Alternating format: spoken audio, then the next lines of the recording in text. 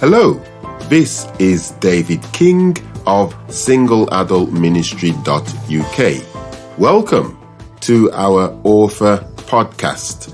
In these podcasts, we give the opportunity to an author or speaker to share an inspirational thought of their own choice and in their own words.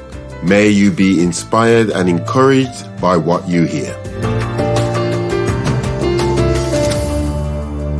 Hi, this is Aukelien from Abbema speaking, author of Single in Church.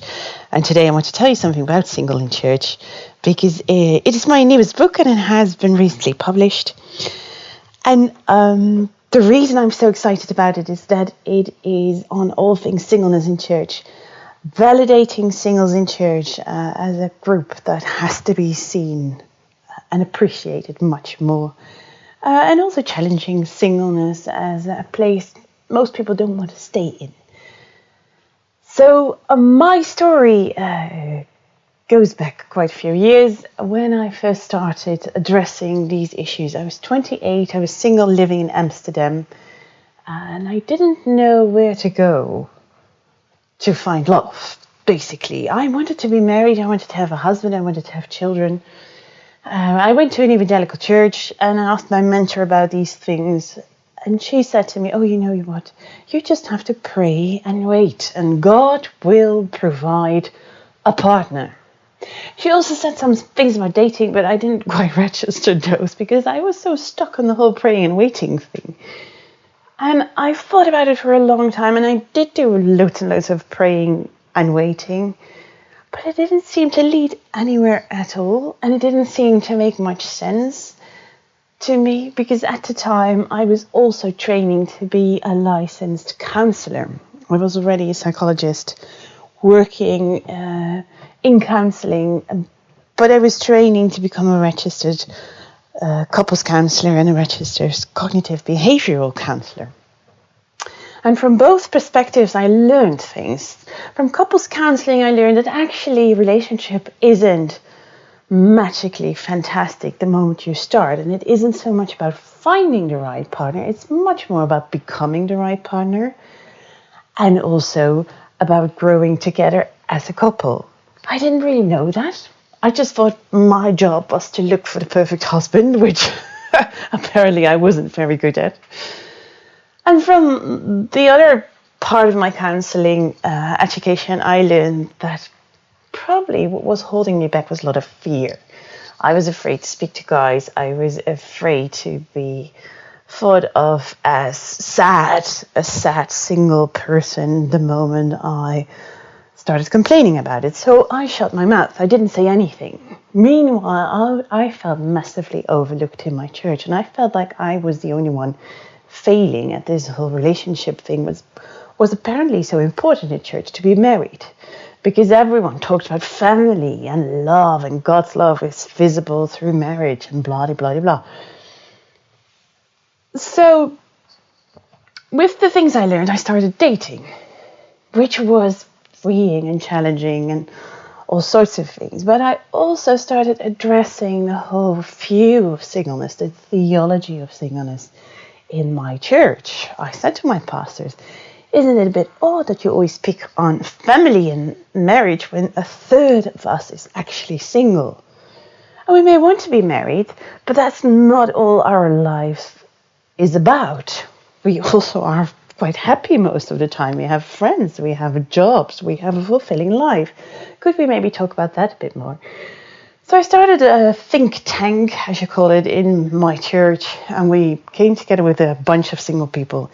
And everyone had the same needs. We all had loads of questions on dating, but all of us also felt like we should be valued much more for who we already were. Not people waiting to become married people, but just single people, complete as we were. So that's where we ended up challenging our leadership team. And it was a very, very good conversation. We had a series of conversations. And I think that kind of conversations are never finished. You don't just do that one time and then you're done with it. So all of that led to me writing this book. single in church. And what I do in the book is, first I explain the whole issue of singleness, the statistics around it, the issues single people face, but also the benefits of being single, because there are benefits as well. And then in the second part, I look for what the Bible says about singleness, which to me was fascinating, because where the Old Testament is full of stories of relationships, none of those stories are really happy stories. None of the marriages are the sort of spiritual image you are sometimes given in church of the perfect marriage. All of them are very broken relationships, very broken families, and yet those are the examples that are given to us. And then comes the New Testament, and single people are often sort of hit in the face with, oh, but Paul says it's better to be single anyway, so what are you complaining about? That's not at all what Paul is saying there. If you read the New Testament in the context of the whole Bible, what you see is the Old Testament is all about the Messiah that is to come. It's all leading up to this big moment of a Messiah being there, coming to save us, right? And then at the very beginning of the New Testament, here enters this Messiah. And that is what Paul is saying. Listen, people, you don't have to marry and have children, because the Messiah is already here. So you are now free to choose singleness, if that is what you want. He explicitly adds that. We leave that out all the time, but that is what he explicitly adds. If it is what you want, I want you to know that it's a valid choice to be single. So here's where I landed.